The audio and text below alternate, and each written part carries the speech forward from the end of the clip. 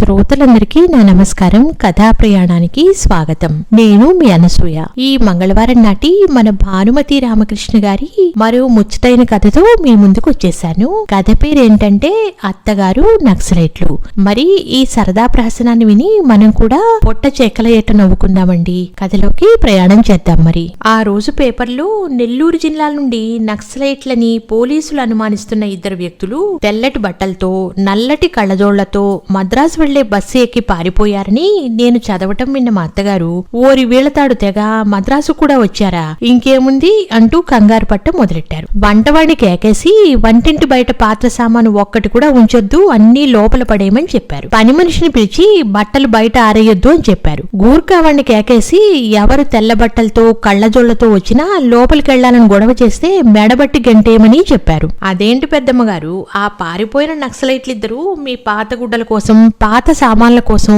నేరుగా మీ ఇంటికే వస్తున్నట్లు అడావిడి చేస్తున్నారే, ఆళ్లలో శానా గొప్ప గొప్పోళ్ళు చదువుకున్నోళ్లు ఉన్నారంట అన్నాడు హాల్లో సోఫాలు దులుపుతున్న మా పనివాడు. మా అత్తగారి హడావుడికి ఒళ్ళు మండి మా అత్తగారు వాడివైపు అనుమానంగా చూశారు. వాడు ఒక నక్సలైటా అన్న భావం ఆమె చూపుల్లో కనిపించింది. ఆ పైని వాడి మీద కూడా ఒక కన్ను ఉంచాలి అనే అర్థంతో నా వైపు చూశారు. టెలిఫోన్ బెల్ మోగింది. తీశాను. మా బావగారు నెల్లూరు నుంచి కుటుంబ సమేతంగా దక్షిణ దేశ యాత్రలు చేయడానికి వచ్చాట. మిమ్మల్ని చూసిపోదామని వస్తే గూర్ఖావాడు తరిమేశాడు అన్నారు. తను పాతవాడినని చెప్పి లోపలికి రాబోతే మెడబట్టి గెంటాడట. వాడు గెంటడంలో తన కళ్ళజోడు కింద పడి పగిలిపోయిందట. ఇదేనా మీరు చేసే బంధు మర్యాద?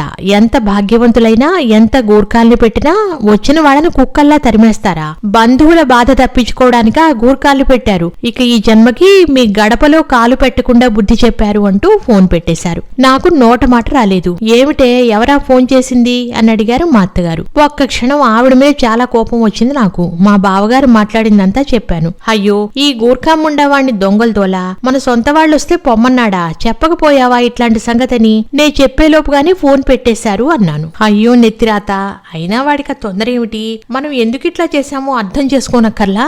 దొంగలు చెప్పి వస్తారా ఏంటి? పైగా వాళ్ళు మామూలు మనుషుల కంటే పెద్ద మనుషుల్లాగా వస్తున్నారాయే. దొంగలెవరో దొరలెవరో మనకెట్లా తెలుస్తుంది? మా కాలంలో దొంగలైతే నల్లగా నాపరాళ్లలా పట్టుకుంటే చిక్కకుండా జారిపోయి పారిపోయేందుకు ఒంటి నిండా నూనె రాసుకుని దొంగతనాలకు దోపిళ్లకు వస్తూ ఉండేవాళ్లు అని మా అత్తగారు చెప్తుంటే మళ్లీ టెలిఫోన్ మోగింది. ఈసారి మాకు తెలిసిన వాళ్ళు మా వారికి బాగా స్నేహితులు ఇంటికి వస్తే గూర్ఖావాడు చాలా విదిలించుకుని జావు జావు అంటూ గెంటేవాడని, గూర్ఖాలకు పెద్ద మనుషుల దగ్గర ఎలా మసులుకోవాలో చెప్పమని చెప్పి చాలా నిష్ఠూరంగా మాట్లాడి ఫోన్ పెట్టేశాడు ఆయన. ఈసారి మా అత్తగారు అడగకుండానే విషయం అంతా చెప్పాను. సరే, ఆ గూర్ఖావాడిని ఇట్లా పిలువు అన్నారు మా అత్తగారు ఏదో ఆలోచిస్తూ. గూర్ఖాని పిలిచాను. వాడితో చెప్పారు బంధువులు తెలిసిన వాళ్ళు వస్తే లోపలికి వదలమని. వాడు ఒక క్షణం అయోమయంగా ఆమె వైపు నా వైపు చూసి అచ్చా అమ్మా అంటూ గేటు వైపు వెళ్లిపోయాడు. మా అత్తగారు భోంచేసి కలకండ పెళ్ల బుగ్గన తోసి హాల్లోకి వచ్చారు. మా ఇంటి ముందున్న లాన్లో ఇద్దరు మగవాళ్లు తెల్లటి దుస్తుల్లో టోపీలు పెట్టుకుని మా ఇంటి వైపు చూస్తూ మేడ మీద ఎన్ని గదులున్నాయో కింద ఎన్ని గదులున్నాయో లెక్క పెడుతున్నారు. మా అత్తగారి పై ప్రాణాలు పైనే పోయాయి. అన్నం తిని చేయి కడుక్కుంటున్న నా దగ్గరికి హడావుడిగా పరిగెత్తుకొచ్చి నా చెవిలో చెప్పారు, ఆ వచ్చిన వాళ్ళిద్దరూ పారిపోయారని పేపర్లో వేసిన నక్సలైట్లలాగా తెల్లటి బట్టలతో టోపీలతో కళ్ళజోళ్లతో అచ్చు అట్లానే ఉన్నారు. కావాలంటే నువ్వు కూడా కిటికీ దగ్గర నుంచి చూడు, బాగా కనిపిస్తారు అంటూ కిటికీ దాకా నన్ను కాస్త వంగి నడవమన్నారు. వాళ్ల కంటపడకుండా. అప్పుడే అన్నం తిన నేను వంగలేని స్థితిలో అవస్థపడి ఎట్లాగో కిటికీ దగ్గరికి శరీరాన్ని చేరేసి బయటికి తొంగి చూశాను. నిజమే, ఆమె కంగారుకు కారణం లేకపోలేదు. ఇప్పుడేం చేయడం? ఒకవేళ వాళ్ళు మామూలు మనుషులై ఉంటే అనవసరంగా అభాస అవుతుంది. నా సందేహాన్ని వెలిబుచ్చాను. నీకేమైనా మతిపోయిందటే, వాళ్ళు మామూలు మనుషులైతే నేరుగా వస్తారు, మనతో మాట్లాడతారు పెద్ద మనిషి తరహాగా. చూడు చూడు, వాళ్ళిద్దరూ మేడ మీద ఎన్ని గదులున్నాయో, ఎట్లా వెళ్లి దొంగతనం చేయొచ్చో ఒకళ్ళకొకళ్ళు బోధించుకుంటున్నారే అని ఆమె చెబుతూ ఉంటే ఇంటివైపు వాళ్ళిద్దరూ చూసి మాట్లాడుకోవటం అట్లానే కనిపించింది. ఇంకా చూస్తావంటే తొందరగా అబ్బాయికి ఫోన్ చెయ్యి అంటూ మా అత్తగారు నన్ను తొందర చేయడం మొదలెట్టారు. ఎట్లాగో ఆ టోపీల వాళ్ళ కంటపడకుండా హాల్లోకొచ్చి ఫోన్ చేసి మా వారిని అర్జెంటుగా ఇంటివైపు రమ్మని చెప్పాను. సంగతేమిటి అన్నారు. ఇంటివైపు వస్తే మీకే తెలుస్తుంది అని పెట్టేశాను ఫోన్. పక్క కాంపౌండే గనక మా వారు హడావుడిగా వచ్చేశారు. వారితో మా మేనేజర్ కూడా వచ్చాడు. నా సంతకాలేవో కావాలని. మా వారిని చూస్తూనే ఆ టోపీల వాళ్ళు హలో సార్ అంటూ మా వారి దగ్గరికి రావడం. మా వారు హలో సార్, మీరు ఇంకా షూటింగ్ ఆరంభించలేదా? ఏది మీ బృందం అంతా ఇంకా రాలేదా అంటూ వాళ్లతో మాట్లాడటం చూసి మా అత్తగారు నేను తెల్లబోయాం. తీరా మా వారు వాళ్ళు మాట్లాడిన దాన్ని బట్టి వాళ్ళెవరో ఫిలిం ప్రొడ్యూసరు డైరెక్టర్ అని తేలింది. మా ఇంటి ముందు భాగం వాళ్ళ పిక్చర్ కోసం షూట్ చేసుకోవడానికి వచ్చారుట. వాళ్లతో మాట్లాడి మా దగ్గరకు వచ్చి ఎందుకంత అర్జెంట్ గా రమ్మని ఫోన్ చేశావని అడిగారు మా వారు. ఏం చెప్పాలో తోచక అత్తగారి వైపు చూశాను. ఆవిడ కాస్త తెప్పరిల్లి, అదేరా వాళ్ళెవరో మాకు తెలియకపోయే, వాళ్ళిద్దరూ ఇంటివైపు చూస్తూ నిలబడితేను దొంగలు అనుకున్నావు అంతేనా అన్నారు. మా అత్తగారి మనస్తత్వం బాగా తెలిసిన మా వారు నవ్వుతూ. అవునరా, ఈ రోజు పేపర్లో ఇద్దరు తెల్ల పంట్లాలు, టోపీలు, కళ్ళజోళ్లు వేసుకుని. అవునవును, కరెక్ట్ కరెక్ట్ పెద్దమ్మగారు, మీరు అనుకున్న దాంట్లో పొరపాటేం లేదు. ఆ గుర్తులన్నీ వీళ్ళిద్దరి దగ్గర కొట్టొచ్చినట్టు కనిపిస్తున్నాయి. కాలం మారుతోంది, ఇదే రష్యాలో అయితే అని మాటకు ముందు రష్యా పేరు చెప్పందే మాట్లాడని మా మేనేజరు ఇంకా ఏమేమో చెప్పబోతూ ఉంటే, నువ్వు ఉండవయ్యా, అసలే అనవసరంగా భయపడుతూ ఉంటే లేనిపోనివి చెప్తావే. పొద్దుట ఆఫీస్కి వచ్చిన మొదలు నీకు రష్యా గురించి రాజకీయాల గురించి మాట్లాడటం తప్ప వేరే పని లేదు అన్నారు మావారు. రష్యా మాట వినగానే మేనేజర్ ముఖం ఎర్ర జెండాలా జేవురించింది. అదేవిడు సార్, రష్యా గురించి నేనేం మాట్లాడాను? అక్కడి వర్కర్స్ కు వాళ్ళిచ్చే సౌకర్యాలు, సమాన హక్కులు, వాళ్ళు పనిచేసే పద్ధతుల గురించి మాట్లాడాను అంతే కదా.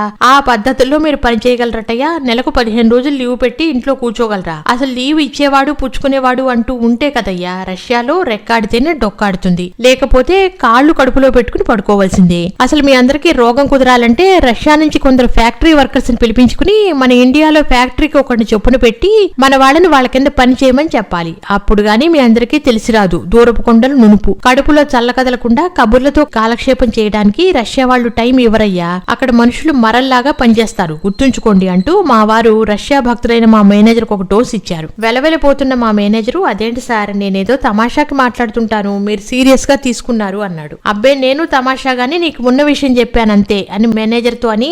అమ్మ, వాళ్ళు దొంగలు కారు, మనకు తెలిసిన వాళ్ళు, మనకు దగ్గర బంధువులు కూడా. ఆ ఇద్దరిలో ఒక ఆయన మన పరంధామయ్య బాబాయ్ అల్లుడే అని మావారు చెప్తూ ఉంటే, ఎట్టాగు మరి అట్లాంటి వాడు నేరుగా వచ్చి పలకరించిపోవచ్చు కదరా.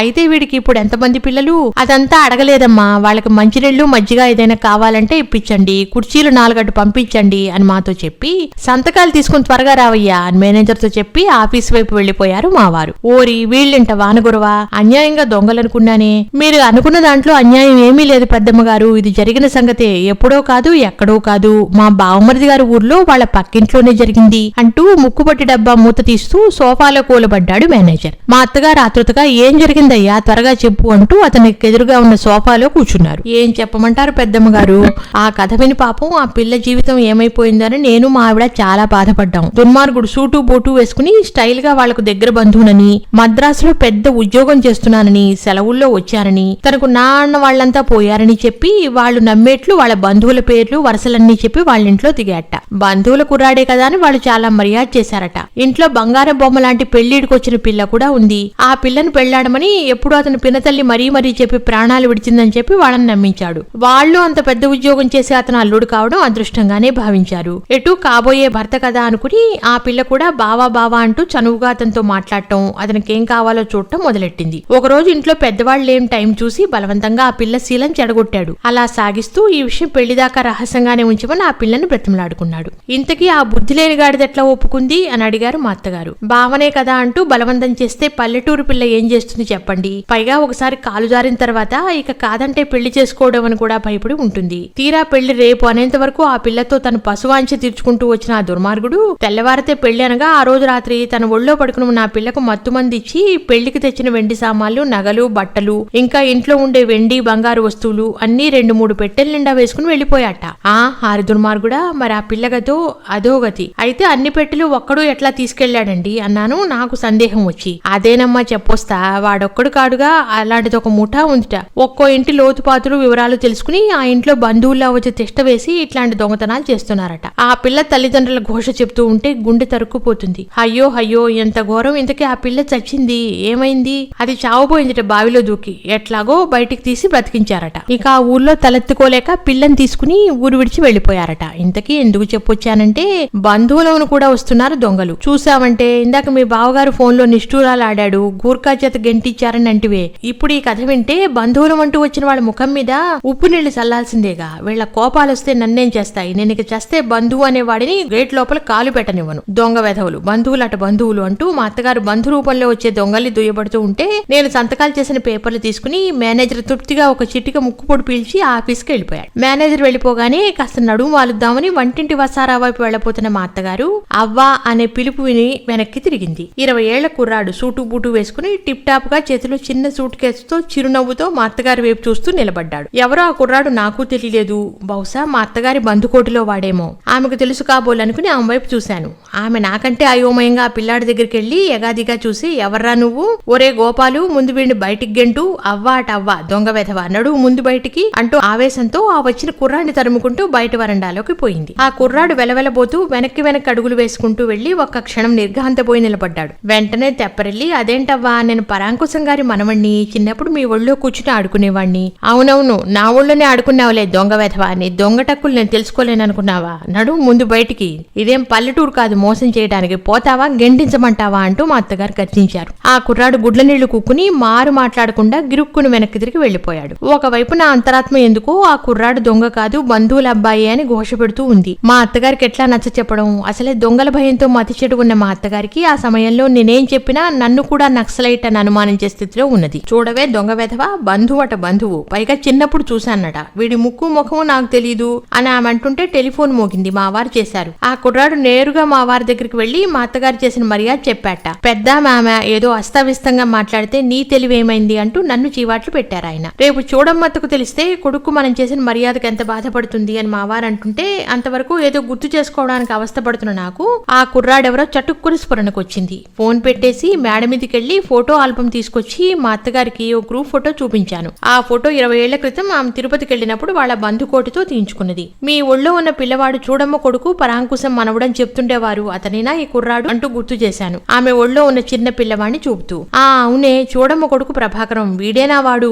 ఆ నిజమే, వాడే వీడు, ఇప్పుడు గుర్తొచ్చింది. చూడమ్మ పోలికలు వాడి ముఖంలో కొట్టొచ్చినట్టు కనిపించాయి. అయ్యో పాపం, ఎంత తిట్టాను ఏమిటో, నాకు మతిపోయిందా కాసేపు. చిన్నప్పుడు వెధవా నా ఒళ్ళు కూర్చుని వాళ్ళమ్మ పిలిచినా వెళ్లేవాడు కాడు. చాచా, ఎంత పొరపాటు చేశాను. బిడ్డను ఎర్రటి ఎండలో మంచినీళ్లు కూడా ఇవ్వకుండా తరిమేశానే, గేటు దాకా వెళ్లి చూడవే ఉన్నాడేమో అన్నారు. నేను వైపు వచ్చే నవ్వు ఆపుకుంటూ, ఆ కుర్రాడు నేరుగా మీ అబ్బాయి దగ్గరికే వెళ్లి జరిగిందంతా చెప్పాట అన్నాను. ఏమిటి ఈ సంగతి అబ్బాయికి తెలిసిందా? తెలియడమే కాదు, మధ్య నేను చీవాట్లు తిన్నాను. చూడమ్మ పిన్ని ఎంత బాధపడుతుందో అని ఆయన చాలా నొచ్చుకున్నారు. ఇంతకీ వాడు అక్కడే ఉన్నాడా, వెళ్లిపోయాడా? ఈ పాటికి వెళ్లే ఉంటాడు, మళ్ళీ ఏ ముఖం పెట్టుకుని ఇక్కడికి వస్తాడు అన్నాను. మా అత్తగారు తన తెలివి తక్కువకు ఆ రోజు సాయంకాలం దాకా తను తిట్టుకుంటూనే ఉన్నారు. మధ్య మధ్య పరాంకుశం గొప్పతనాన్ని, చూడమ్మ మంచితనాన్ని పొగుడుతూ సాయంకాలం కాఫీల వరకు మా అత్తగారు ఒక చేతితో పాల గ్లాసు, మరో చేతిలో పాలు చల్లార్చేందుకు మరొక గిన్నె పట్టుకుని ముందు వైపు హాల్లోకి వచ్చి కృష్ణ అంటూ సోఫాలో కూర్చున్నారు. గ్లాసు గిన్నె ముందున్న టేబుల్ మీద పెట్టి. పోర్టికోలో ఏదో కారాగింది. కారు వచ్చినట్టుంది, నా మనవడు వచ్చాడా చూడు అన్నారు మా అత్తగారు. మీ మనవడికి ఇవాళ రేపు కూడా మెటర్నిటీ హాస్పిటల్లో డ్యూటీ ఉంది, ఎల్లుండి ఇంటికి వస్తానన్నాడు అని నేను అంటుండగానే పోర్టికోలో నుంచి టాక్సీ ఒకటి వెళ్లిపోయింది. ఆ టాక్సీలో వచ్చిన ఒక ఆడ ఒక మగ ఇద్దరు చేతుల్లో చెరవ పెట్టా పట్టుకుని లోపలికి వచ్చారు. వాళ్ళెవరో నాకు గుర్తు రాలేదు. మా అత్తగారు కూడా కళ్ళు చిట్లించి చూస్తూ వాళ్ళిద్దరిని గుర్తుపట్టే ప్రయత్నం చేస్తున్నారు. ఎందుకైనా మంచిదని రండి రండి కూర్చోండి అన్నారు. ముందు జరిగిన పొరపాటు సరిదిద్దుకుంటూ మా అత్తగారు, ఎవరర్రా మీరు, నాకు గుర్తు రావడం లేదు అన్నారు చివరకు ఉండబట్టలేక. వాళ్ళిద్దరూ ఫక్కును నవ్వి, అదేంటవ్వా మమ్మల్ని మర్చిపోయావా, నేను మీ అక్కగారి ఆడబిడ్డ మనవణ్ణి, ఇది నా భార్య, మీ పుట్టింటి ఆడబడిచే ఇది అన్నారు. తన పుట్టింటి పేరు విన్న మా అత్తగారు సంతోషంతో చివాల లేచారు. ఆ వచ్చిన ఆవిడ దగ్గరికి వెళ్లి ఆవిడ చేయి పట్టుకుని, ఏమే మా అక్క ఆడబడుచు మనవరాలా, పెళ్లికి మమ్మల్ని పిలవకుండా చేసుకున్నారా అంటూ సరసమాడి, చూడగానే గుర్తుపట్టలేకపోయానర్రా, చిన్నప్పుడు చూశానాయా, ఏమనుకోవాకరా మీరెవరని అడిగినందుకు అంటూ ముందు జరిగిన పొరపాటును మరోసారి దిద్దుకున్నారు మా అత్తగారు. అన్నట్టు నీ పేరు మర్చిపోయారా? నా పేరు కృష్ణమూర్తి, కిట్టు కిట్టు అంటుండేవారు మీ అక్కగారు మీరు. ఆ అవును, ఇప్పుడు జ్ఞాపకం వచ్చింది, నువ్వు జానకమ్మ రెండో మనవుడు కిట్టువా అన్నారు ఏదో గుర్తుకు తెచ్చుకుంటూ. అవునన్నట్టు తలూపాడు అతను. మా అత్తగారు తక్షణం కనుబొమ్మలు చిట్లించి, తెలియకడుగుతా ఏమీ అనుకోవాక, నువ్వు చిన్నప్పుడు ఊరికే దొంగతనాలు చేస్తున్నావని నిన్ను తీసుకెళ్లి చెంగల్పట్టు జైల్లో వేశారని మా అక్క చెప్పినట్టు గుర్తు అన్నారు. అబ్బెబ్బే, ఆ జానకమ్మ మనవుడు కిట్టు వేరు, మీరు పొరపాటున విని ఉంటారు. మీ అక్కగారి మరో ఆడపడుచు తోడికోడలు జానకమ్మ మనవుడు వాడు, ఇప్పుడు బుద్ధిగానే ఉద్యోగం చేస్తున్నాడు. అట్లాగా, నా తెలివి మండ తిక్కముండని మిమ్మల్ని వచ్చినప్పటి నుంచి ప్రశ్నలేసి చంపుతున్నాను. ముసల్దాన్ని గుర్తులేక ఏదో అడిగిన దానికి ఏమీ అనుకోకండర్రా అంటూ క్షమాపణ చెప్పుకున్నారు మా అత్తగారు. వాళ్ళిద్దరికి కాఫీ తీసుకురమ్మని నాతో మా అత్తగారు కళ్లతోనే చెప్పేశారు. నేను లోపల నుంచి 2 కప్పుల్లో కాఫీ తీసుకుని వచ్చి వాళ్ల ముందు పెట్టాను. అయితే ఇంత త్వరగా వెళ్లిపోతారట్రా, లీవు లేకపోతే మళ్లీ లీవు కోసం రాసుకోవచ్చులే, రాక వచ్చారు, ఈ ఒక్క రాత్రి ఉండి తెల్లారగట్ల బండికి వెళ్లిపోతామంటున్నారే, ఎంత కిలాడిలో చూసావా. విజయనగరంలో బయలుదేరి 15 రోజులైందిట. రామేశ్వరం, కన్యాకుమారి, మధుర, బెంగుళూరు అన్ని చూసుకుని వస్తున్నారట. మన ఇంట్లో 2 రోజులు కూడా ఉండేందుకు వీల్లేకుండా ఒక్క పూట మాత్రం మిగుల్చుకొచ్చారు. ఎంత గట్టివాళ్లో చూసావా అని మా అత్తగారు నాతో అంటూ ఉంటే, ఎల్లుండి ఆఫీసులో జాయిన్ కావాలి, లేకపోతే ఉంటానికే అంది అతని భార్య. ఆవిడ వేసిన మేకప్ నాకెందుకో వికారంగా కనిపించింది. ముఖం నిండా పౌడరు, పెదాలకు లిప్స్టిక్, కళ్లకు వికారంగా వికారంగా కాటుక, కనుబొమ్మలు దిద్దటం అంతా వీధి భాగవతం మనిషిలా కనిపించింది. మా అత్తగారు నన్ను వెళ్లి ఆవిడ పక్కన కూర్చోమని కళ్లతో 2-3 సార్లు చెప్పారు. అయినా ఎందుకో ఆవిడ పక్కన కూర్చోవడానికి మనస్కరించక మా అత్తగారి పక్కనే కూర్చున్నాను. అయితే ఇంకా పిల్లా జల్లా లేరన్నమాట. అదేమిట్రా పెళ్ళై 10 ఏళ్ళు అయిందంటున్నావు, పోనీ రామేశ్వరం వెళ్లారు, అక్కడ నాగప్రతిష్ఠ చేస్తే బాగుండేదిగా. మీలాగే 10 ఏళ్ళు 15 ఏళ్ళు కూడా పిల్లలు లేని వాళ్ళు వెళ్లి నాగప్రతిష్ఠ చేసి వచ్చి ఏడా తిరగకుండానే పండ్ల లాంటి పిల్లల్ని కన్నారు. మా అత్తగారి మాటలకు ఆవిడ సిగ్గుపట్టం కూడా నాకు వికారంగా కనిపించింది. వారికి దేవుడంటే నమ్మకం లేదు అవ్వగారు అంది ఆవిడ నవ్వుతూ.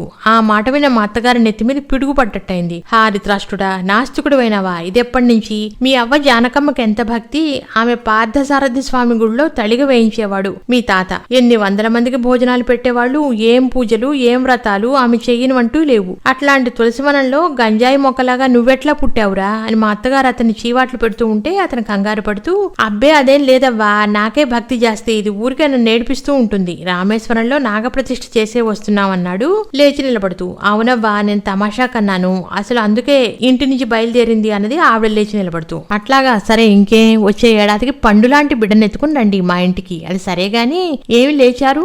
ఏం లేదు, మా సామాన్లు పెట్టుకోవడానికి ఉండటానికి ఏదైనా రూమ్ ఉంటే అని అతను అంటూ ఉండగానే, ఏదైనా రూమ్ ఏం కర్మరా, వెనకాల కొత్తగా కట్టాము గెస్ట్ రూమ్, లక్షణంగా అందులో ఉండొచ్చు, మీరు ఆ రూమ్ చూపించవే వాళ్లకు అంటూ నాకు పురమాయించారు ఆవిడ. నేను వాళ్ళిద్దరిని వెనక గెస్ట్ రూమ్ లో వదిలి మా అత్తగారి దగ్గరకు వచ్చాను. మా అత్తగారు నా చెవి దగ్గరకు వచ్చి, అదేంటే దాని మేకప్ అది ఎంత వికారంగా ఉందో చూసావా, మగవాడికి ఆడవేషం వేసినట్లుండా, అయినా ఈ వయసులో దానికి ఆ షోకేమిటి, వాడైనా చెప్పకూడదు, ఉండు వెళ్లేలోగా దానికి బాగా బుద్ధి చెప్పి మరీ పంపుతాను, అట్లాంటి ఇంటికి రావాల్సిన కోడలా ఇది, చీచి అని అంటుంటే ఎవరో ఒక ఆయన గొడుగు కళ్ళజోడు పాతకాలం పంచకట్టు చింకి కోటుతో చెప్పులు విడిచి లోపలికి వచ్చాడు. మా అత్తగారు నేను ఆయన ప్రశ్నార్థకంగా చూడటంతో ఆయన సోఫాలో కూలబడుతూ, అమ్మా కాస్త మంచి తీర్థం ఇప్పించండి, నేను మీ తండ్రి గారి స్నేహితుడు కరణం కామయ్య గారి కొడుకునమ్మా అంటూ తనను తాను పరిచయం చేసుకున్నాడు. వాళ్ళ తండ్రి గారి పేరు వినగానే మా అత్తగారికి ప్రాణం లేచి వచ్చినట్టయింది. అట్లాగా కూర్చోండి, ఏమిటో మిమ్మల్ని అంతా చూసి 50 ఏళ్ల పైమాటే అయింది, అంతా బాగున్నారా, ఎంతమంది పిల్లలు? 4 రండి, 2 ఆడ 2 మగ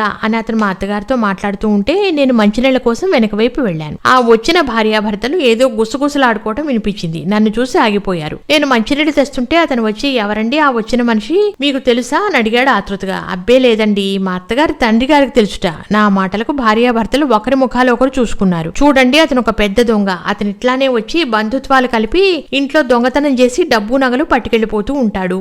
ఈ సంగతి మాకు తెలుసునని అతనికి తెలియదులేండి. మాతో బాటే రైల్లో వచ్చాడు. మా ఆవిడ ఒంటి మీద ఉన్న నగల మీద కన్నేశాడు. మెయిన్ రైలు దిగినప్పటి నుంచి మమ్మల్ని వెంటాడుతున్నాడు. మీ అత్తగారి ఊరు కరణం కొడుకు కాదు, ఏమీ కాదు. అతని ఉద్యోగం ఇదేనని మాకు రైల్లో అతనికి తెలిసిన వారు రహస్యంగా చెప్పి మమ్మల్ని రక్షించారు.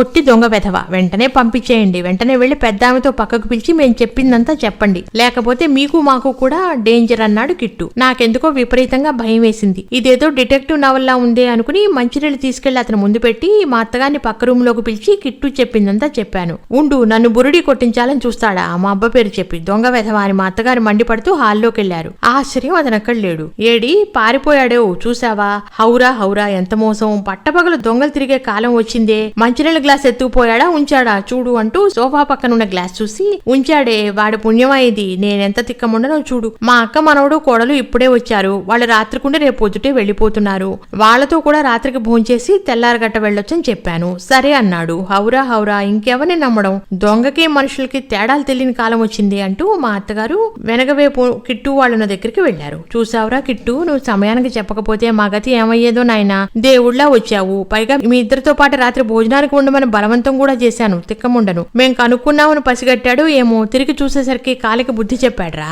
అట్లాగా అంటూ ఒక్కసారి గతుకుమన్న కిట్టు అతని భార్య ఒకరి ముఖాలు ఒకరు చూసుకున్నారు. ఏమిట్రా ఆలోచిస్తున్నారు? అబ్బే ఏం లేదవ్వా, అసలు వాడెవడై ఉంటాడా అని ఆలోచిస్తున్నాం. అదేరా, ఇప్పుడంతా ఏదో లేట్లు అంటున్నారే, బహుశా వాళ్లలో వాడేమో, వాళ్ళంతా పెద్ద మనుషుల్లాగే వస్తారటగా. అవునవును, మళ్ళీ అతను వస్తే లోపలికి వదలొద్దని గూర్ఖాతో మీరే వెళ్లి చెప్పండి అవ్వా, చాలా డేంజర్ మనిషి అన్నాడు కిట్టు భార్య వైపు చూస్తూ. ఓయమ్మో అట్లాగా, అయితే ఇప్పుడే చెప్తాను అంటూ హడావుడిగా హాల్లోకి వెళ్లారు మా అత్తగారు.